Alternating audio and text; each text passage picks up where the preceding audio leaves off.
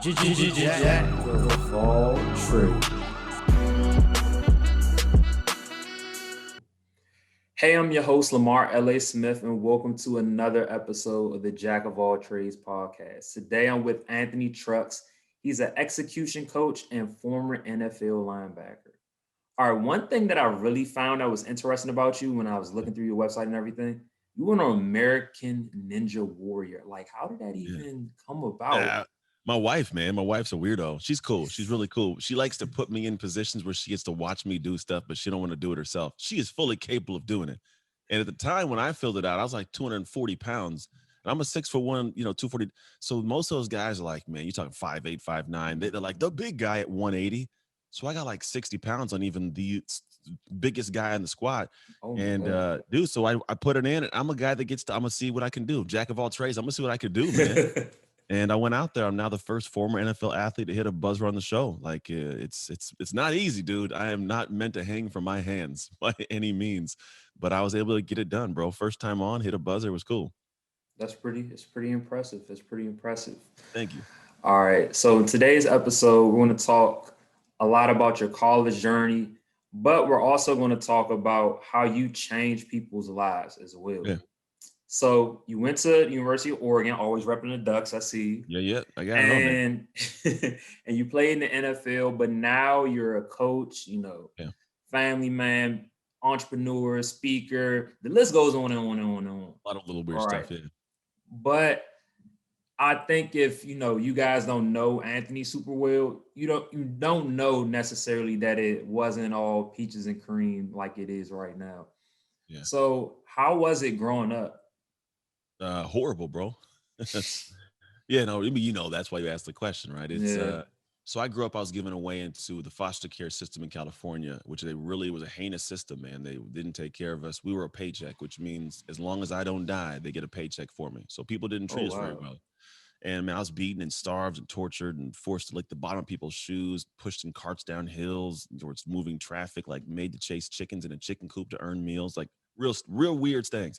And that ended up in a family, which is my family now, but we were really like a poor family. I grew up in an all white family. So I'm like the only black person in a poor all white family. So like all rich white people don't like us. I'm just joking. That's a bad joke. Um, but at the end of the day, I had a weird dynamic. We had a lot of love. I was bad ADHD. I got in trouble all the time in school, man. So I just had a really troublesome childhood. I didn't feel like I fit or even like, would belong in this environment because I wasn't adopted till I was 14. At school, I was always in trouble, seeking attention from the wrong situations. Negative attention was better than no attention. And my own mom didn't love me. So I felt like I wasn't worthy of love. It was a very interesting dynamic. And it took me a lot of years. Like it's seriously, I probably say to my mid to late 20s to get out of the shell of like Oh I wow. deserve appreciation. I'm talking past the NFL. Like in the NFL, I was like, do I belong here? Like, am I supposed to be here? Like, do I deserve this? So it's a very interesting dynamic to when people get to the core of me and like, oh, he must have always been confident and a baller. And no, not at all, dude. And but yeah, the childhood was a weird. It's the developmental years of who we are. If you look at Eric Erickson's work in psychology and like identity, it's very interesting. Like I should be a completely different human. There were some things Mm. that took place that helped me pivot and shift into a different identity, a different trajectory. And yeah, man, it was all childhood stuff. Oh wow. I mean, I definitely get where you're coming from when you talk about like the pivots or the shift because I feel like obviously a lot of things happen in life, but there's definitely almost like little points in the timeline where you like, if that didn't happen or if I did the opposite of that, my life would could be completely different. Like I don't know where Yeah, I would be. yeah, yeah. So I know you said that it was kind of difficult, but how was it, being adopted and, playing football in high school? Like how did that like impact your life going Oh, it's an forward? oxymoron. Because here's the thing: take away football, and I am a very insecure, Oh closed off wow. person. Because what else do I have to make me feel like I matter? That's the thing is people don't grasp mattering, feeling confident, like you deserve something. It doesn't come because you just all of a sudden are born on this planet. It should. I wish it did, but it should. But the feeling isn't there. It comes from something that you put effort and energy into, where you get to earn that for yourself. And so, apart from football, I was this kid that was doing poorly in school. We didn't have much money, so I was a kid that got to watch everybody else have stuff and didn't have much of anything. My mom was diagnosed with multiple sclerosis. So my mom was sick. My dad was gone all day. He was working his pipe fitting job. Like, family's dysfunctional as hell. So just a lot of crazy, just instability and a lot of just chaos. I thrive in chaos. I just know how to handle it more than anybody else that I've ever met, I guess, for some reason. But then what happened is you go into football, and football takes me to a place where I have a purpose. And not only that, but I have a sense of self-worth. Like, I feel like I mattered, right? I could go out there and do something like it mattered. Now, it was horrible the first 2 years. I was garbage trash. Like, I'm real bad at football Oh because I didn't wow. start till I was 14. I mean, Yeah, most of it my is teammates have been true. playing, Yeah. 8, 9 years old. So I'm getting in at 14, trying it out. And I'm that little weird, skinny, gangly kid running around getting smacked by people. And it wasn't a good look, but I still loved this thing. And eventually I made this weird, deep commitment to be great at it at a level beyond most people's, any psyche, even adults. At 15, I was like, I'm going to be great at this thing. Dude, I dug my heels in and I went through it was one off season of just grind. To this day, I've not matched that grind except for when I was going from college to the NFL. The grind was one that I dug into every day. I had to catch 500 footballs a day from my back thrown up in the air, had to run routes, had to lift weights. Like, I forced myself. And there's little by little things grew. And then what I came of it with my growth, I showed up the next year an animal, dude. Like a legit different human. You could not take it from me. I wouldn't have, but you know what I did? You don't get to catch this football on me, and that is my football in the air. You don't get to run away from me. How dare you think about tackling me? Well, you think you know what I'm saying? It was a different mindset, and Yeah. it was a different person. I was showing up in the moments that it mattered, not before the game, before the practice. It was the middle of the balls in the air, the guys coming at you. It's in that moment that if it's who you are, if you've earned it, bro, it turns into something. So with all that chaos at home, I found a place for the chaos and to utilize it on the field. It was a symphony. And when I was able to kind of just start to kind of weave into it, man, sports became not only my outlet, but like my savior, Oh like at a wow. different level. I have a savior now, like Jesus Christ, but like that was the thing that was like I was serving it and it served me well, right? I get a scholarship, I press on, but it was a very interesting dynamic of a back and forth because without the chaos, I'm not good in football. And without football, I don't have like a stability to go home and have like a sense of self or self-worth. So they were very symbiotic in that way. Oh wow, man. That's incredible. Like I definitely get what you're saying to an extent, far as like the chaos or like trying to figure out yourself. Cause I feel like a lot of people feel like that in high school. It's just this weird, awkward phase where it's like Yeah.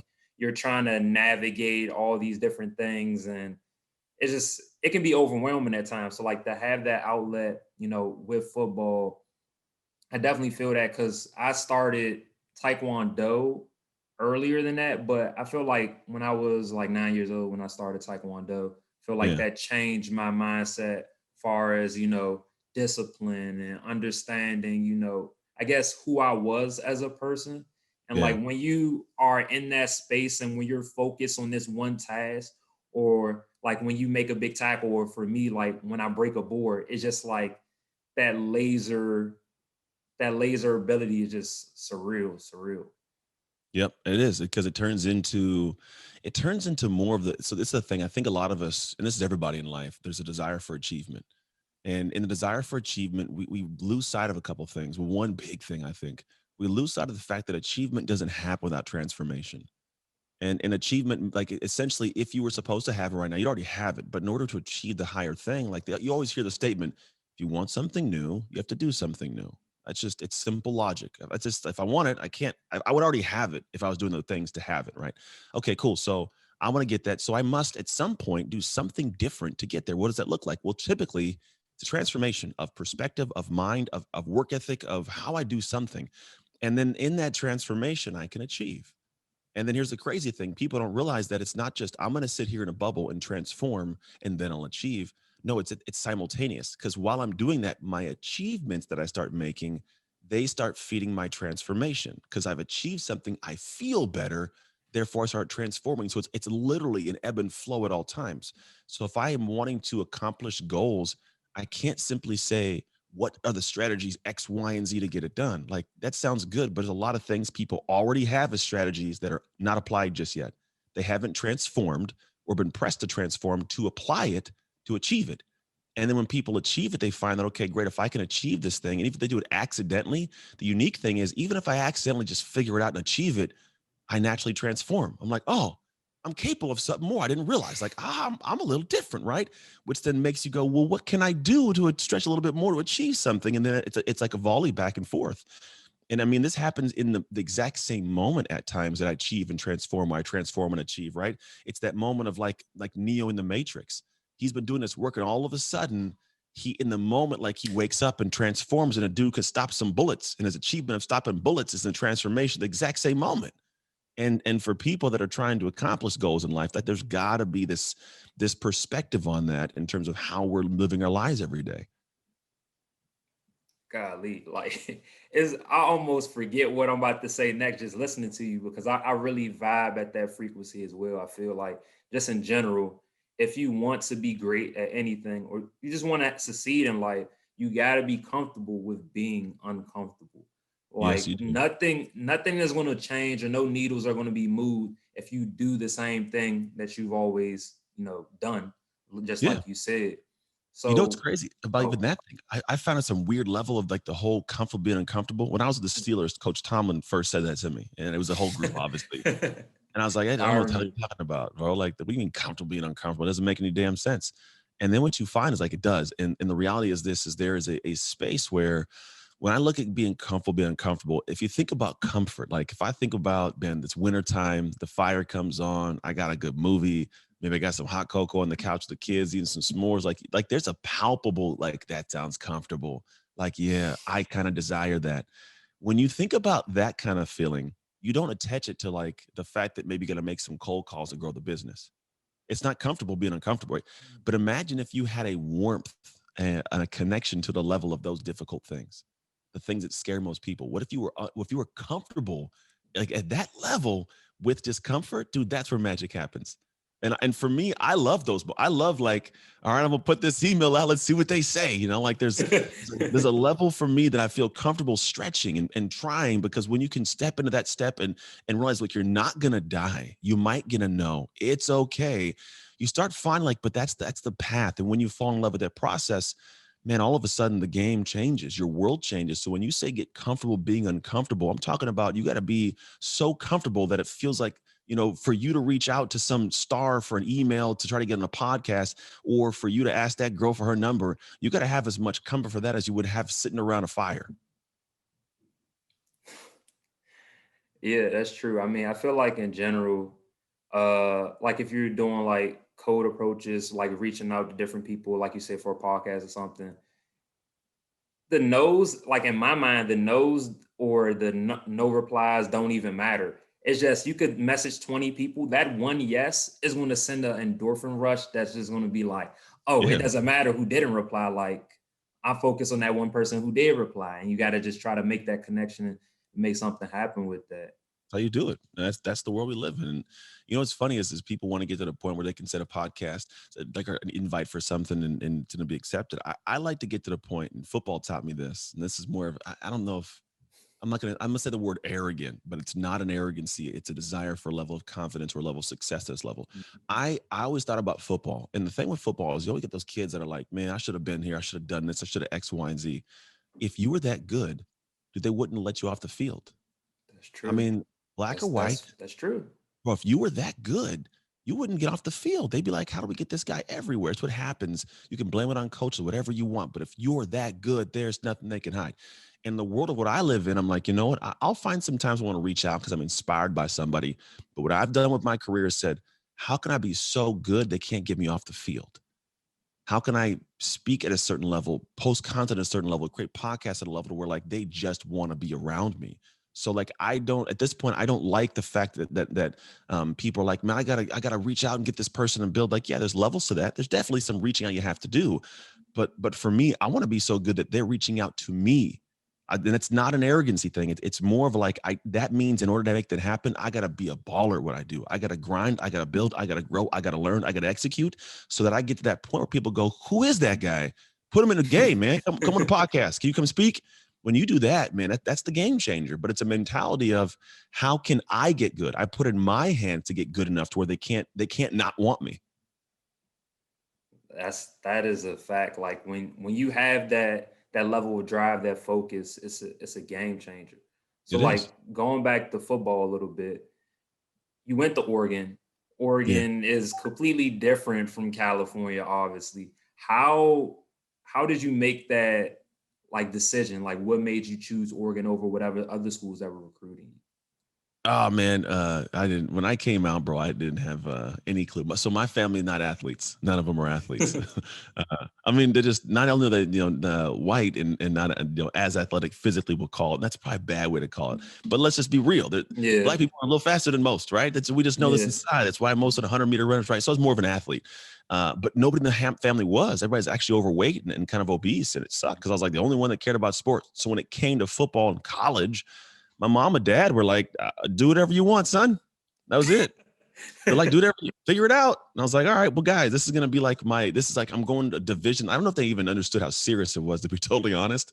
I'm like, I'm getting college scholarship offers right now from like the entire Pac-10 and like Washington, which part of, no, sorry, Michigan and Utah and all the Hawaii's and Nebraska, like all these schools. And I'm like, these are really big schools, mom. Like, dad, like, hey, we trust you, make your choice. I'm like, all right. So I go out into the world and I take my first trip. My first trip is over to Washington State, Wazoo. And yeah, coming from where I'm coming from, I'm like, hell yeah, this is amazing. I want to go here. First trip I took. And you mhm. get 6. And so I came home, I think it's 5 or 6. I came home and I was like, you know what, I'm going there. I started canceling all my trips. I was like, I don't want to go to Nebraska. I don't want to go to Michigan. I'm going to Wazoo, which was, I mean, it's Wazoo. That was a dumb decision in the first place. Yeah, yeah, You know what I'm yeah. saying? I agree 100%. Bro, Know what I 100%. I'm know like, about Pullman? I'm like, golly. uh, I wish my mom and dad would have been in the picture in some capacity. I mean, I got letters everywhere, gave me letters. I got letters from Notre Dame and everything. mm, I never got in contact or conversation with them, but I was like a highly looked at after like guy. So comes to the point of I cancel all my trips, and Oregon won't leave me alone. They won't leave me alone. And the coach Nick Aliotti is the one. He's from the Bay Area where I'm from, and just yeah, you got to come up here and take a trip, man. You can't just go to Wazoo. You can't, it's obviously the same conference. So I'm like, all right, yeah. I was like, I'll shut you. He was calling me all the time. I guarantee he was illegally calling me. There's no way. He hit me up every morning before school, every day. Like he's hitting me up. I'm like, how is this? At the time, I didn't even think it was legal. He's messaging me. I'm like, bro, leave me alone. I'm going to Wazoo. And then eventually, it's like, whatever, fine. I will go take a trip to Oregon. And game over, dude. I mean, it's the University of Oregon, and this is before we had like this $160 million football building, this crazy stadium. I was there when they had the old buckety locker room with like yellow grate that was all messed up, right? It was rickety, but back then still the facilities were amazing. The Mo Center, an indoor facility with turf and everything, at this cool football area. And what's also good, all my guys from the Bay Area were there. Demetrius Williams, who else was there? I think it was Ramon Reed was up there. A lot of guys from the Bay.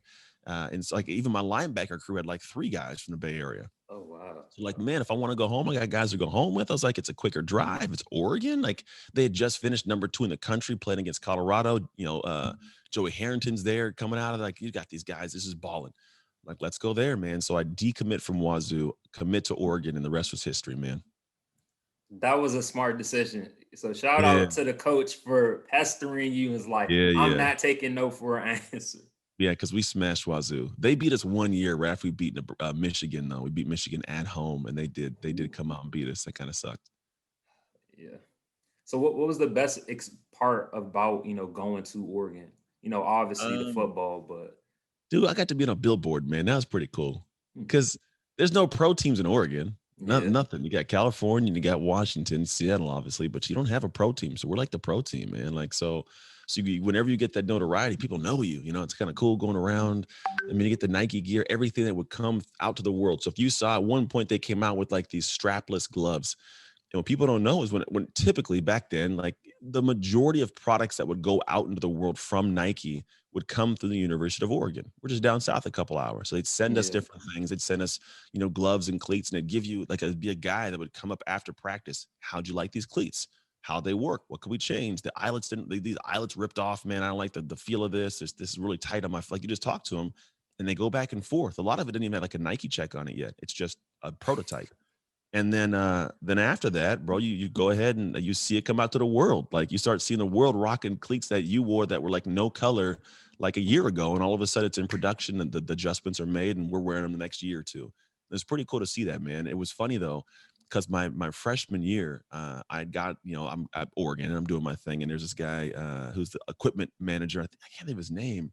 Pat, maybe I think it's Pat was the equipment manager, and I go out to practice, and I didn't have any gear. All I had was like just some workout stuff because I came early, so I got to be there before Oh, training camp started, just like a couple weeks before we did our first fall camp. So I go out there, they give me a jersey and stuff, and I'm rocking it, and I have underneath like this like a black shirt that had Under Armour logo in the neck, just right here, and nothing big. I'm just out there running around. And bro, I kid you not, Pat walks up, snatches me off the field. What the are you doing right? I'm like, what do you mean? He goes, what the F are you wearing? I was like, I'm just, he goes, no, the thing is, says, do we look like under, like he got into me? Like, don't you dare ever consider, like, go burn that thing. And I threw it away. I went in and threw it in the garbage can. Never wore it again. But he gave me a oh new shirt, but man. like, that's what it is, bro. It is Nike's heaven. It is where we go. It's where man, it's fed. It's a different level of Nike. I knew it was intense, but I didn't know it was that intense. Like you're essentially not test dummies, but like you test everything before it hits the market, pretty much. You Like have to, all the yeah. like big equipment. I mean, that's smart though, because like No, you're right there, so why not do that? yeah, and we got that cool stuff, man. You can't, bro. I got a bin still in my like storage of like shoes and stuff I've never even worn that I got when they give you so much. When I graduated, I had 20 pairs of cleats that I've worn like once or twice. Like I still got cleats that are like the only, like they don't make these Nike Vapors anymore. And I got like two pair of them still. I still rock them. And whenever I go like play flag football and stuff, people are like, oh, those are old joints. Like, yes, they are. And you can't get them no more. This is that exclusive Nike Yeah. swag exclusive Exactly. They don't exclusive. make them anymore. They're like soccer cleats, but for football. They changed them because people kept getting stepped on. They were just too thin. So they made them, but Uh, they made them thicker, but they're heavier, right? So the ones I got, like they're good. They're made for football, so I can change direction and stuff. But yeah, you don't want to be wearing them in a game or anything. oh that's crazy. So you left Oregon, you got to play in the NFL for a little bit, and Mhm. before you know you got injured, correct? That's what I saw Yeah, in your I got bio. hurt. Yeah. Yeah. And then you ended up owning your own gym, and like just everything like just kept moving from this transition to that transition. So Mhm. when did you know that you wanted to do coaching? Oh, that was an accident. I mean, to be honest, it was a complete. This kind of stuff I do, bro. This has been a stupid long journey to get this point. So at this point, just let's put it this way, like at this point now, I'm coaching people that are like $1 million executives, and then entrepreneurs that own businesses. I go and I've worked with Amazon, I've trained them, I've worked and been brought into like Lockheed Martin, PayPal, like large organizations and everything in between, power companies. So although I'm like a playful guy and I do this when I'm working, bro, it's like a game. I dial in, right? I could play on the sidelines, but when the snap count goes, like, I'm in. And so that journey was a long one. I started out coaching in fitness. My degree is in kinesiology, in fact. And I opened a gym when I came out of the NFL. And that was my first journey. Like I'm gonna start figuring out business. And I had no idea what I was doing. So it was about 6 years of every single 2 weeks having no idea if I could pay payroll or pay rent or pay my own rent or feed myself. Like, Oh dude, it wow. was up and down for 6 years until I finally got this $250,000 contract that was like $220,000 in profit. And I was like, I'm out of here. So I mean, because I love fitness, I love it, but I also the industry itself, it wasn't my personality doesn't fit for it because I'm also like the most fitness anti-fitness guy, where Mhm. I'm like, bro, I get the abs, but damn it, I want a burrito, like let me go eat some Yeah. real food. And then I think it's because most people didn't play at the level I played. So Mhm. like when we talk about being in shape, like most of them, it's an aesthetic shape. For me, it's like, Yeah. can I move? Can I run? Can I?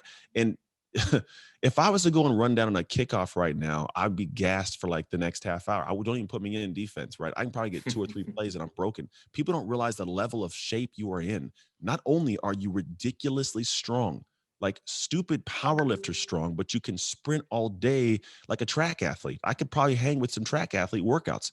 That's a different level of just energy system, Yeah. right? So when I look at like the fitness thing, I'm like, bro, I get it. Like I am good. Just because I don't got a six pack and I can't do a 70-minute, CrossFit workout, and like it's just not my level.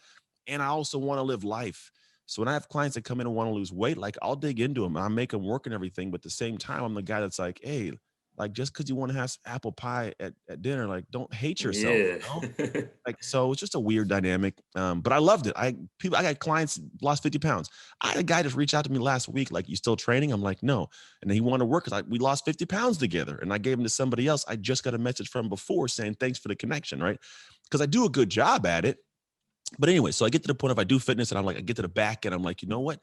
There's more money and more impact in a different area. When you're running a gym all day, you're a slave to it, and you're trading time for money. And it's okay, man. But like I was at a point where I was like, I'm desiring to make a higher level income, and personal trainers, obviously, we're not typically making millions of dollars, you know. And I was like, I want to make, but I also want to make more impact. I want to reach out farther past this world that we're in. And there's a lot of things that happened in my life that kind of led me down the path to that. But what it turned into is like, all right, I want to find out how I can share the message of my life a little bit bigger, because I'd happened across a guy named Brendan Burchard who does that, called Experts Academy back in the day. Is like, how do you take your expertise and teach it to the world? And I was like, oh, well, I got a crazy life, man. Maybe there's something in this weirdness that could be helpful to people. And so I just started talking, sharing stories. You know, everybody starts just sharing stuff and talking story. And little by little, I kept going to his events and doing stuff. And out of the blue, one of his staff says, hey, do you want to volunteer for our team at some of the events? I'm like, sure, man. I'm already paying to go here. You mean I get to go for free and see behind the scenes? Like, yeah, let's go hang out behind the scenes. And so I dug into the whole world, man. I started learning about psychology and human dynamics and, physiology and neuroscience and human behavior. And so I started not only seeing the people differently, but I actually got a chance to see me differently. I got to understand how I operate and what my superhuman power is. You talked about Ninja Warrior, and I found out Ninja Warrior was this interesting thing. When you do a ninja, it's all grip strength. You got to hang by your Mm. hands. So trying to hang places and do these things. What you end up coming to find is like, I had to figure out how do you do it best? We got to have good grip strength. Well, what part of your hand do you strengthen? And what you come to find is the pinky finger is the area. In fact, if you were to cut your pinky finger off, you'd lose 50% of your grip strength. 50% is in one pinky finger because all the musculature, but it's so insignificant. You don't even think about it, right? But it's the strongest part. Wow, I didn't I know was like, that. yeah, I didn't know it either. I was like, oh, what it really is like in my life, I got to find my pinky finger power, the thing that is in me that holds the majority of my strength, but I find to be insignificant. And through his work and through my search and my research in life, I started realizing my pinky finger power is navigating all these different parts of my identity, from a child to, not being loved in foster care, to all white family, to adopted kid, to athlete, to a father at 20 years old, meeting my father at 21, playing the NFL, losing the NFL, getting divorced, getting remarried. All these, my life, dude, we didn't go into all of it. It's a plethora of weird experiences of me just being shifted multiple times in my identity of who I actually saw myself to be, losing a lot, gaining a lot. And so what I found is through the work, I was like, dude, there's something here, because so many people in life are aspiring to get to the next tier of life, and they're not comprehending that it doesn't come down to all the information. It's a big piece of it. What it boils down to is who you are with that information. Like, what kind of person are you? Are you a hard worker? Are you diligent? You have a mindset that's strong? Are you proactive? Like these things that are actually part of your identity. And so I started kind of digging in and found like there's this really unique space of how I do things that nobody else does. And what I really call it is a rhythm. Like there's a rhythm to my life. There's a tempo. There's a beats per minute, right? There's that how I do things. And most people want to come in and they want to have the music of my life. That's it. I want to have that. I want to, and they don't realize like I've been producing this mix for a long time, bro. My mixtape is fire right now. And your mixtape sounds like a 12-year-old made it. You know what I'm saying? Like, and it's not that there's anything wrong with you, but you haven't figured out your tempo. You're not even in rhythm. You're a beat here and you're off here. There's no tempo. You're trying things. So what you do is maybe you can come in, you can hold my chorus for a minute, but once it gets to the song, like you lose it. And you see it all the time with a lot of folks. And I found that was my magic. So I'm able to be ridiculous and disgustingly disciplined and consistent because I learned how to find my rhythm. That's not routines though. Don't think it's like a morning routine or an exercise routine. Like that's simple pieces. That's like an instrument. That's like the drum beat. There's the trumpets here. There's the hi hat, right? But when all those come together in like a cool symphony, bro, when you can take that beat per minute up, that's how you find magic. And so for me, what I found is I became a coach when I realized that was the aspect that people needed. And I had a really interesting knack of providing it at a deep level, and I could make it simplistic. So like I talk about all these things, but when I go to work with people, we use what's called the shift method. And it's built on like shift rhythm technology. Like there's a process and there's tools. And I use technology in a standpoint of actual technology, like the computers and apps, along with certain technology that's derived from the way our brain works. And when you do that, I can help you shift, what I call the shift method. And when we apply it to people's lives, incredibly smart and already highly successful people, they take it levels higher. They raise the beats per minute because they know how to plan and strategize and structure all the things they want to do, all the things they want to be, that achievement and transformation. And then we put it into a rhythm. And when they get moving on that, bro, it gets to where it's like a beautiful symphony. And now things get momentum gets built up, consistency is built up, and all those things they wanted to do, bro, they start happening like magic over and over and over and over. And now after a while, it's like people go, "How in the hell are you doing this?" And they just, I don't know. It's just who I am. That's the sweet spot I get people to. That's what's up. That's what's up. So obviously, there's highs and lows to any experience. Uh, what is the most difficult part about coaching? Difficult people. Yeah. Hey, people are the best and the worst part. You know what it is? It's not that people are bad in any way. It's that Mm. some people, there's two aspects. Uh, One part of it is people are, they overestimate their capabilities and overestimate what things are. And it's not that they do it internally, but they do it verbally. I think people inherently know who they are, but they don't want to lose face. So when you start talking about things they got to work on, man, their ego pops up. And the ego is everyone's greatest obstacle, ego. And the hardest part about people is getting past that. Because someone will sign up and say, I want to work, I want to be better, I want to make this shift, I want to make more money, make more income, no matter what it is. Like the majority of my clients happen to be in that space of entrepreneurial desire. So when you do what we do right, we actually give strategy to build the business. To if you want to become a coach, you want to start an online program, or do a course, if you want to be a podcaster, write a book, you want to speak on stages, like we teach people like the intricate pieces of it, but we put it into that rhythm form. So it's not just info, but it's like applicable process. Then they get in and we start digging, you start finding they don't want to share the real stuff. So we can't actually work on the stuff that matters for you. That's like someone saying, this song's fire. And I'm like, no, it's not fire. Yeah, it is. No, it's not. It's annoying. Nobody else likes the song. That's why no one's paying you for this. So can we fix it? No, it's good. This is good. All right, man, go put it out. And nobody buys it, but it's their fault. They don't know real music. Imagine Kanye. You don't know real music, you know?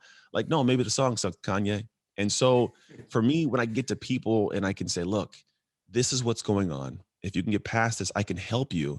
Like, dude, that helps them get out of their own way and they move so much smoother. And then the other part of it, when I have the call the issues, is I don't think that sometimes I'm a fit for everybody. That's the hardest part, I think, in coaching is myself, then, right? Because everybody wants to be good for everybody. And I learned this in the fitness world. In the beginning, you're like, I'm the overall best trainer. I'm the guy. How dare you not want to work with me? And then I would work with people and be like, I don't like you.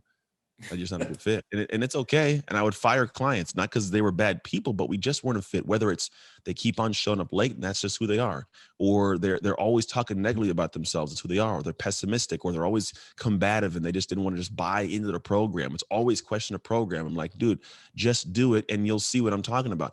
Those people, they're not a fit for me, right? And that's okay.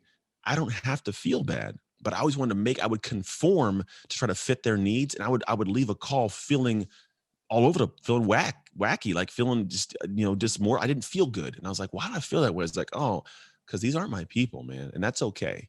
So the other part of it is people, not just other people, but also me, people realizing like it's okay to not be a fit for every human being on this planet. But if I tried, I wouldn't be able to reach the ones that I am supposed to reach. No, I definitely feel that because it's something that I've been learning because, I have like coaching for, business and Mhm. other areas of my life. And what I've been learning is that, you want to cater to your perfect client. So like what you said about connection, sometimes you're not a perfect fit. Like you sometimes just have to know that, okay, like this is the offer stack, like this is, what I'm offering. I'm not like changing it or mitigating it. Like this is what it is, and like this is the program. This is what we're going to do for you. And Yeah, if that doesn't work for you, it doesn't. And if it does, then let's get busy. We yeah. gonna make things happen. And you just gotta kind of go That's from what it's gotta there. be. And everybody's a fit, yeah. And that's the thing is there's some people that have amazing. I found people that have great products and great programs I really like, but the model of how they deliver it didn't work for me.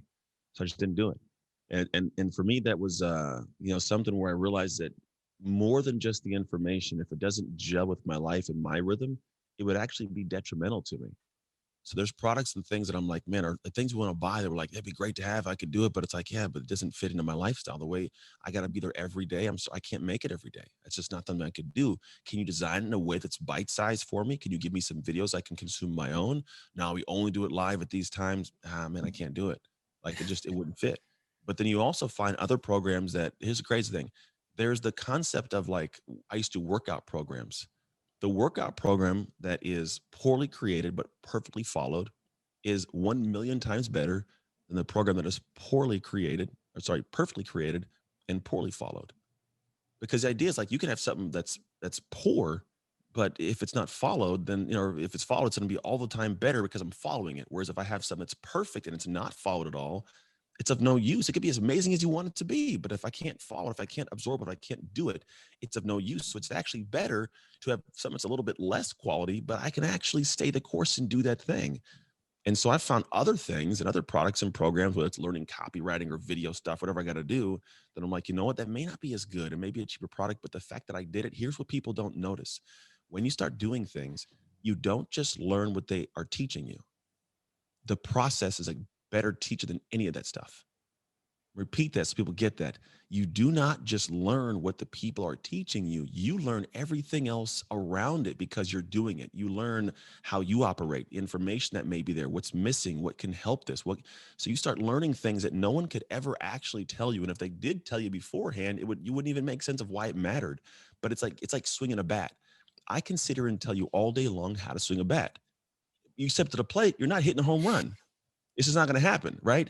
Because you got to swing the bat a few times. Then when I say, okay, choke up on the bat, put your foot here, use your hip, swing. Oh, okay, now I get what you're talking about, right? Before that, it would have made no sense. But because you swung the bat a little bit, because you are doing, and now it sets in, now you get success. Yeah, it's a really all about experiential learning at the end of the day. Like that's why, certain things just don't work out because you can explain to someone something all the time, but unless you've experienced it, there's always going to be some sort of disconnect. Always. That's why it's like better I'm telling you, better to get something that you think is like, oh, this isn't as good as that thing. Ah, yeah, but if it can fit your life and you can get into the flow of it, it'll introduce you to stuff that's stuff you could never even picture you'd need. There's programs I do it all the time. To be honest, like so I get into copywriting programs and stuff because copywriting is this interesting monster where for me, the idea is like I have great ideas, I believe, and they're very impactful. The problem is communicating those ideas in a way that makes sense for folks. You don't have hours to explain things to people. You got sometimes 30 seconds. So how do I get this into somebody's head? Like, how do I make them understand what I'm saying in a video? Or how do I get them to understand something in an email? So I went down the pathway of trying to find copywriting stuff and I read books and do everything. And I just grabbed a couple books that are probably not even the greatest books, but in doing so, the search for stuff, it leads you to click a button and download something. You're like, oh, who's this guy? And I happened across a guy named Todd Brown. I was like, who's this guy? So going down the journey, I happened across this guy that talks about what's called a big marketing idea process called the E5 method. I'm like, oh, I didn't even know, right? So people go on the internet and they find these marketing campaigns, and your people are in them all the time. You see a page, download this thing, give me your email, look at this video. It's a campaign, and we see them all day long, and we think we know what we're seeing. So we work on a headline, write a couple pages, but when you understand that there's a full anatomy to it, it's a game changer. And so going down the copy path led me to understand the anatomy of those things, why the first 400 words look like that, what that headline's really doing, what stayed, why is this headline in front of this one, in front of this one, in front of this one? Why are they saying this and then meaning this and then saying this and going to this? Like, I mean, it's seriously, I can sit, it's like watching, you ever seen Limitless when he takes that pill and everything starts connecting? It's like, oh, that's what all this stuff means. And it opens up doors. But if I'd have waited for the perfect copywriting program and you got the copywriting coach, I may not have got there, right? Yeah, I just started because I'm aware that the process going down the path is a vastly better teacher than just sitting there waiting for someone to feed you that fish. no, that's a great point. All right, before we end this, I want to see if we could get these two games in real quick, just real quick, and then we'll wrap this up. All right. All right. So the first one is a segment that I like to call "Welcome to the Dinner Table." So All I right. want to know if you could have any five people that are alive, that either are in coaching or just some type of business entrepreneur, Yeah. who would you have at your dinner table? Five people. I would have, you got to have the big man, Tony Robbins. You got to put Tony in there if we're talking about coaches. Um, I'm gonna go future. I would have future Anthony in there because future Anthony is a guy that I'll know and he'll know me. I don't know anybody else's brain. I could sit here and talk to you all day long and I might get you, but I really will never get you. Like I will never fully get your brain because you're just not me. Same with my wife. But if I was to talk to him in the future and know what's going on, like he could give it to me and I'd be like, oh, I get it. I get you, right? So second would be Anthony. Um, if we had to do, I would put Elon Musk in there because I Ooh. just want to hear. I want to ask him a question and watch him do that thing where he drifts off for like 3 hours and then comes back and says like pink tacos or something random, like deep in thought with something simple that comes out precise. I would love to hang out with, and he's not an entrepreneur, but I would say like Obama, and not because I'm like pro Obama and all that kind of stuff. It's more of like I would love to hear the stories that nobody hears, perspectives nobody sees. Yeah. A world leader who was the first of something, right? It's not Mhm. even about who he was. I just want to know, like, what was it like? What were the conversations? What did you not talk about that you would have loved to have said the entire time and never actually got a chance to say it? And then the last person, man, I'd want to sit down and hang out. Again, not a coach, but Mr. Warren Buffett, Mm. because they say that the cats that make that kind of loot, not Bezos, because Bezos seems like he's an interesting cat. It seems cool, but I'd rather hang out with Warren Buffett because I feel like he's just old school, just say stuff and don't Yeah. care. But I want to know, like, here's the thing: whenever I go into a room and I'm, it's like, I'm warm and I go, I notice that it's cold. You can feel it. It's like, oh, it's literally palpable feeling, like, right? And every time I've gone into a room of people at a higher level than me, I just sit and listen for a moment. I can immediately notice that I feel like the difference in the room. There's a different way they think. There's things that they're saying that my brain never would have attached to. It's just literally how it is. And so I'm like, I love those moments. I get in and they just said something like, what in the hell did they just say? So I'll sit back and I'll just seriously stare at them and I just listen. I don't say anything. I talk a lot now. In those rooms, I'm silent. I don't want to stop the flow. I don't want to ask Yeah. questions. I want them to just do what they do. And then I'll just, whatever it is. But now my brain is opened up to words and concepts I never know. And then my fingers start rubbing up on the keyboard and I go to Google and me and Google have fun. And so I'd love to sit with Warren Buffett and like figure out the levels that his brain is thinking that I can't even comprehend exist. What I don't know, I don't know. That would be kind of cool. They'll be my pop people. That's pretty dope. That what you said makes a lot of sense because it's something I've learned in business and it's something, my mentor Warner does as well. Like when you get into that space with people, like he brings a notepad. Like Mhm. he is taking notes the whole conversation because you never know when you're going to be in those type of moments again. Yeah. So if they're going to put you on game, you better take all the notes you Listen, can. You better I've lost listen. sleep. I've lost sleep sitting in meetings with people till they go up to like 2 in the morning talking about stuff like on YouTube and stuff that is so far deep that I would have, you don't, because the thing, you don't know that stuff exists until you get to that level. And it's hard to get those levels. So if you really want to get there, you can take a little course online, but these guys are spitting game back and forth in ways that you honestly you will never know exists until you are there.